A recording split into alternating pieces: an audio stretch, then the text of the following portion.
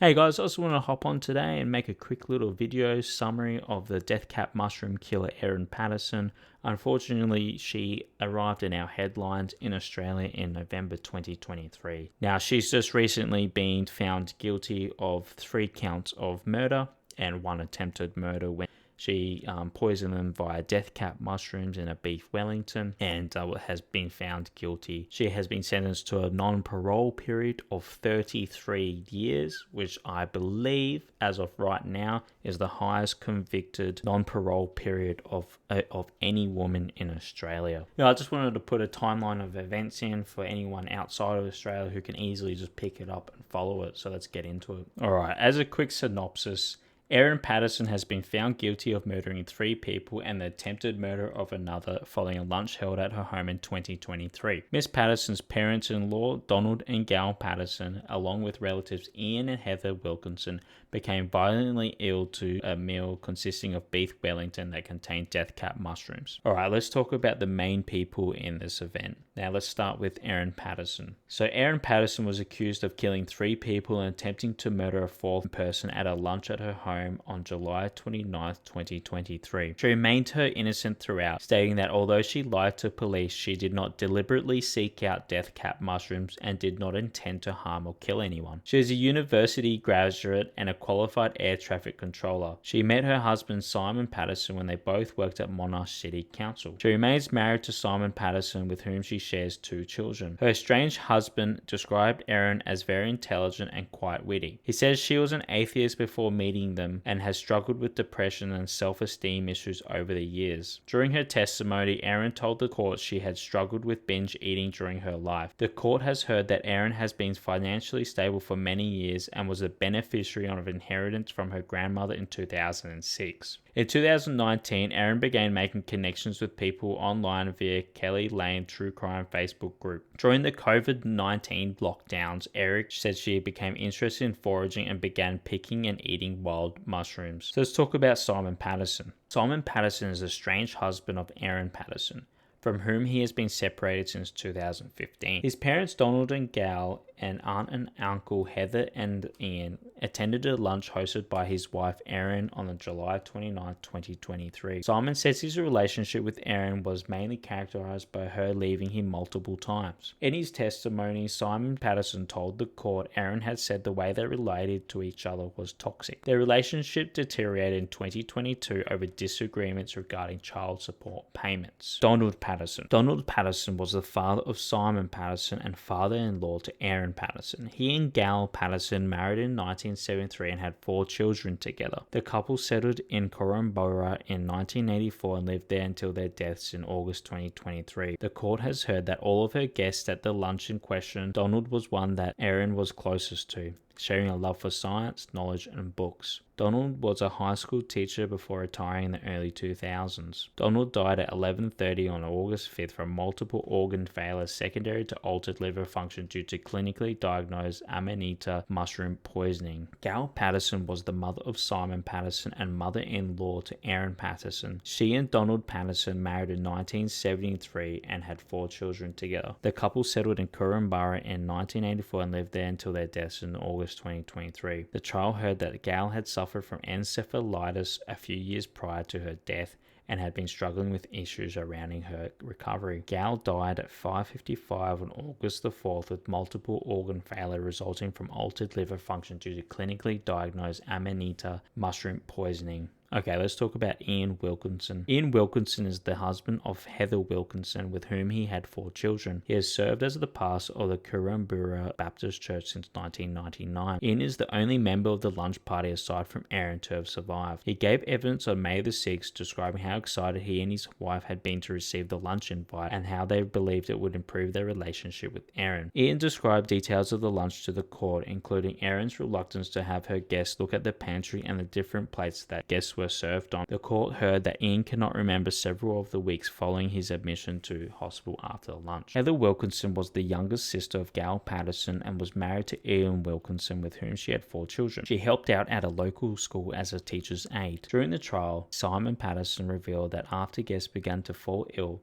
Heather had asked him about the crockery used at the lunch. We didn't have much conversation, but Heather looked a bit puzzled, and she said, I noticed Erin served herself food on a covered plate, which was different to the rest. Heather was the first of the lunch guests to die, passing away at 2:50 a.m. on August the 4th from altered liver function and multiple organ failure with a clinical diagnosis of Amanita mushroom poisoning. Let's talk about the Facebook friends. 3 friends whom Erin Patterson met online were called as witnesses in the trial. Christine Hunt, Daniela Barkley, and Jenna Hay were all members of a Kelly Lane True Crime Facebook group along with Erin Patterson. This group eventually crystallized into a 5-person private group chat where members would talk about their personal lives. Miss Hunt told the jury that Erin had described her marriage to Simon as controlling and coercive, and that she had major concerns about leaving the children with him due to his lifestyle. Cooking and recipes from Recipe Tin Eats were also favorite discussion topics in the group. Miss Barkley and Miss Hunt described Erin posting to the group chat about her new purchase of a dehydrator and her use of it to dry mushrooms for use in the food. They also detailed Erin asking the group about making a beef Wellington in the weeks before the lunch and her difficulties in finding an appropriate cut of meat.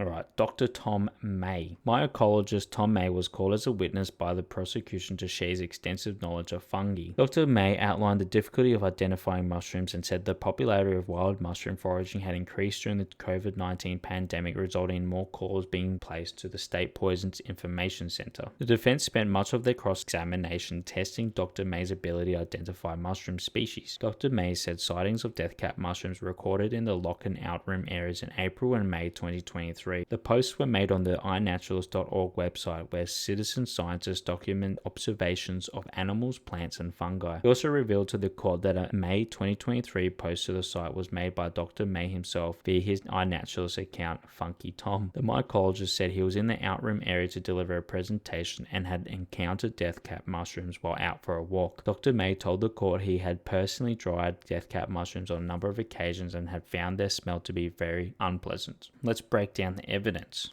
First of all, the dehydrator. A Sunbeam Food Lab electronic dehydrator owned by Erin Patterson was the subject of the police investigation. Police said they found a Sunbeam Food dehydrator with Miss Patterson's fingerprints on it dumped at a Kunwara tip soon after the lunch. Defense lawyers for Miss Patterson said she admits to panicking and lying to authorities, claiming her initial police interview she had never owned a dehydrator. Facebook friends of Miss Patterson told the court that Erin had posted about purchasing and using a dehydrator to a private group chat in the months before the lunch, explaining that she had been using it to dehydrate mushrooms. A forensic expert told the court during the trial that tests of the residue in the trays of the dehydrator came back positive for death cap mushrooms. Let's talk about the messages. Text message communication between Erin Patterson and her estranged husband Simon Patterson, both via SMS and the messaging app Signal, had been tendered as evidence. Mr. Patterson was asked to read many of these messages aloud to the court, including an exchange where he declined an invitation to the July 29th lunch. Simon: sorry, I feel too uncomfortable about coming to the lunch with you, Mum, Dad, Heather, and Ian tomorrow, but I'm happy to talk about your health and implications of that another time. If you'd like to discuss on the phone, let me know. Erin replies, that's really disappointing. I spent many hours this week preparing for lunch for tomorrow, which has been exhausting in light of the issues I'm facing, and spent a small fortune on beef eye fillet to make beef Wellingtons because I want it to be a special meal, as I may not be able to host a lunch like this again for some time. It's important to me that you're all here tomorrow and that I can have the conversation that I need to have. I hope you'll change your mind. Your parents and Heather and Ian are coming at 12:30. I hope to see you there. In her testimony, Erin said she wanted her estranged husband to attend the lunch and see that her message referred to her having medical issues. Further messages on Signal regarding childcare arrangements, financial matters, and logistics around live streaming from the local church were a focus for much of the first few days of the trial. Messages from Erin's private Facebook group were also shown to the court. In the messages, Erin expressed her frustration with the Patterson family. Okay, the phones.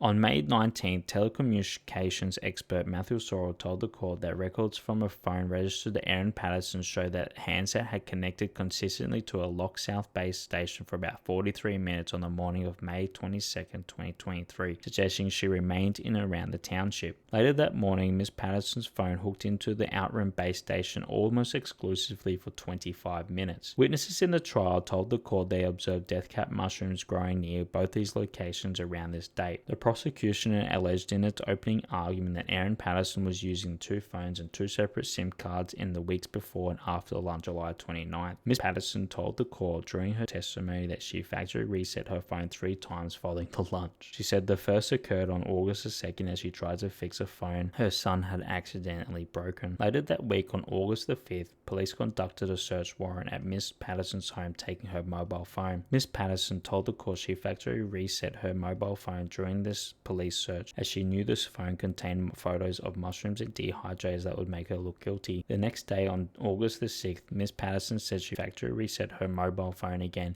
remotely after it had been taken by police, a decision she conceded was really stupid. It is alleged a second phone was in use by Ms. Patterson, and this phone has never been recovered by police. The mushrooms. Erin Patterson remains she used mushrooms from Woolworths and an Asian grocer when she made the deadly lunch. Both the prosecution and defense agree that medical testing of the poisoning victim showed it was death cap mushrooms that caused the death. The death cap mushroom is estimated to be responsible for 9 out of every 10 mushroom poisoning deaths. While just one mushroom can kill an adult, death caps are said to taste pleasant and look similar to edible mushrooms used in cooking. The innocuous look, feel, taste of a death cap mushroom means it can be hard for someone who has eaten one to even know they've been poisoned. An internationally recognized mushroom expert Tom May gave evidence in the trial that death caps vary in color and the distinctive ring that grows on the stem can sometimes fall off older mushrooms. Samples taken from Don Patterson and Ian Wilkinson were found to contain death cap toxins, while samples taken from Heather Wilkinson and Gail Patterson did not. Samples taken from Erin Patterson and her 2 children also showed no evidence of the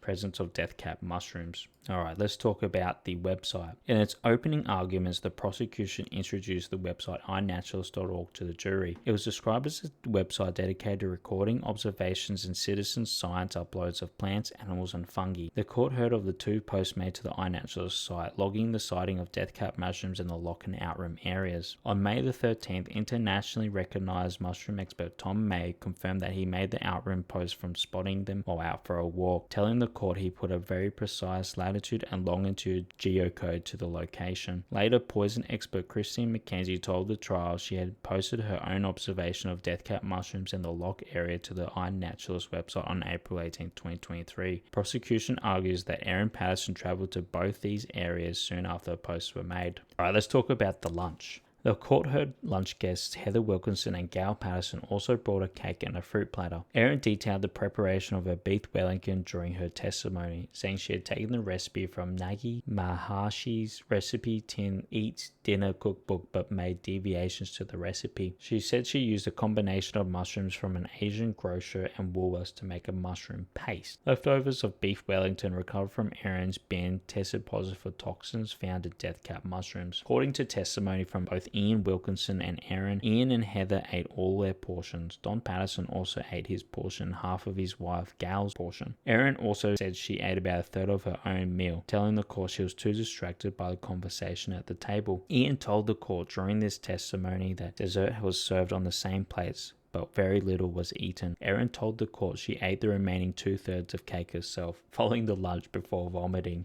Alright, let's talk about the plates then. The plates used by Erin Patterson to serve her guests at the July 29th lunch were a focus of questioning from both the prosecution and defense. The court heard Heather Wilkinson mention shortly before her death that Miss Patterson ate from a different colored plate than the rest of her guests. On cross-examination from the defense, Simon Wilkinson told the court that Erin did not own much crockery, which may have explained the discrepancy. Ian Wilkinson said in his testimony that lunch was served on 4 grey plates and 1 orange tan plate. However, Erin Patterson disputed this in her testimony, telling the court she didn't own any grey plates and only owned a couple of black plates and a couple of white plates, and one that was red on top and black underneath. Alright, now let's talk about the hard drives.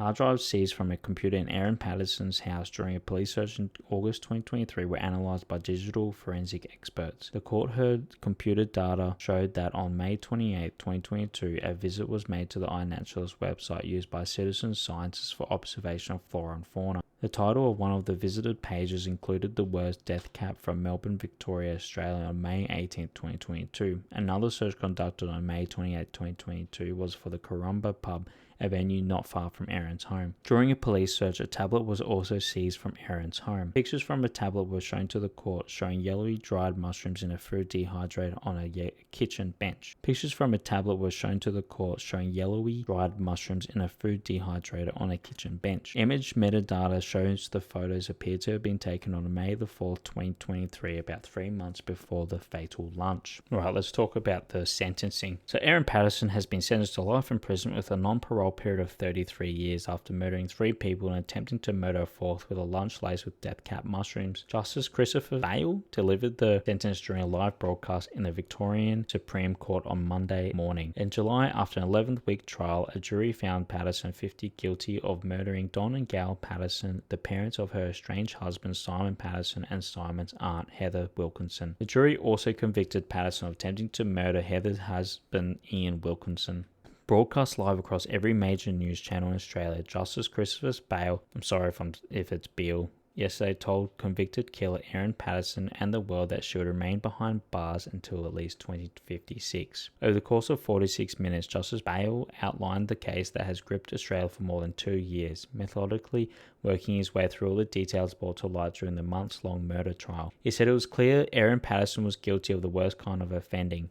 The only question that remained was how long her punishment should be. In the end, Justice Beale gave Patterson 3 life sentences for the murders of Don and Gail Patterson as well as Heather Wilkinson and 25 years for the attempted murder of Ian Wilkinson. He ruled the severity of her crimes was such that Erin Patterson must remain incarcerated for at least 33 years before parole could be considered. Here were the biggest moments from his sentencing remarks. In deciding on a sentence, Justice Beale took into account what are known as aggravating factors, circumstances that made Patterson's conduct worse. These factors were substantial premeditation, the elaborate cover-up, a lack of pity, the suffering of her victims, the betrayal of trust. The nature of the murders and the lies of a cancer scare proved she had substantially premeditated the murders. Justice Beale then detailed the litany of lies Erin Patterson told doctors, police and health authorities in an effort to cover up her tracks, including the attempted disposal of evidence such as her dehydrated and mobile phone, proof of an elaborate cover-up. He said Patterson's refusal to tell medical staff what she had to put in the lunch, even while her relatives were dying, showed a clear lack of pity after the poisonings. Patterson has remained her innocence,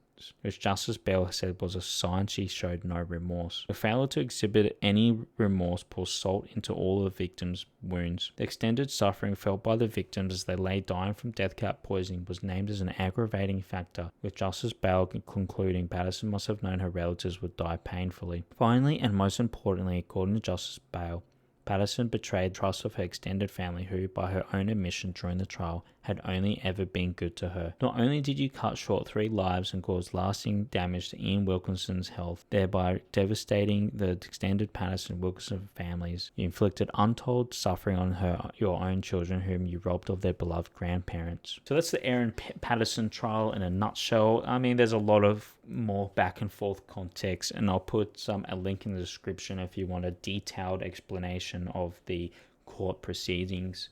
I just wanted to apply a direct timeline of events, the key evidence, but there's a lot of back and forth arguments to be made. She is a fucking nutty person. Pretty much nearly 99.99% of everyone in Australia agrees she fucking did it. I've talked to so many people and always asked their opinion, and not one person defended her. Everyone thinks she's a batshit loony psychopath, which she's been. In the court of law, she did kill those people. What an insane case. Just people think they're smarter than the world, and she's just an absolute dumb fuck, and I hope she rots in jail for 30 plus years. She'll get to 33, I don't know if she'll even live to that, and even though she has a chance of parole in her 80s doesn't mean it will be granted. I hope her life is terrible and sad and depressing, because what she did was just a heinous act and just lack of empathy, sympathy, and she still maintains her innocence. She's clearly guilty as fuck. But that's all my thoughts on that. It's just something that gripped the nation, and I just wanted to put it in a little package where you can easily find the most recent details and timeline and sentencing. She is going to appeal that. She has 27 days to appeal that. If that's all you wanted for the video, that's it. I'm going to quickly talk about my channel now, and you can leave if you want. Going forward, I think I've found what I like doing. I like creating kind of bite-sized information videos on current events that are topical. I don't have time to put together highly edited 45 to an hour and a half video. By the time I get to that, the events that I want to talk about will be over. So there's a few things that scratch my brain that I want to talk about throughout the week, and I'll just progressively upload and do that. I really like when I have a topic, I have my brain a structure of how I want it to be nearly automatically, which really helps, and how I want to set it out and design it. It's not going to be crazy edited, all right. I do work insane hours, and I can only get out what I can get out and talk about it, but it's just for me, this creative process, right? Doesn't matter if no one watches it. I'm having fun, and I'm getting into more editing and see where things go, but I'm really enjoying where my channel is at the moment. And if you like it, subscribe. Like if you like it, dislike if you dislike. Let's have some really good conversations in the comments section. I've been really enjoying that, and that's about it from me. See ya.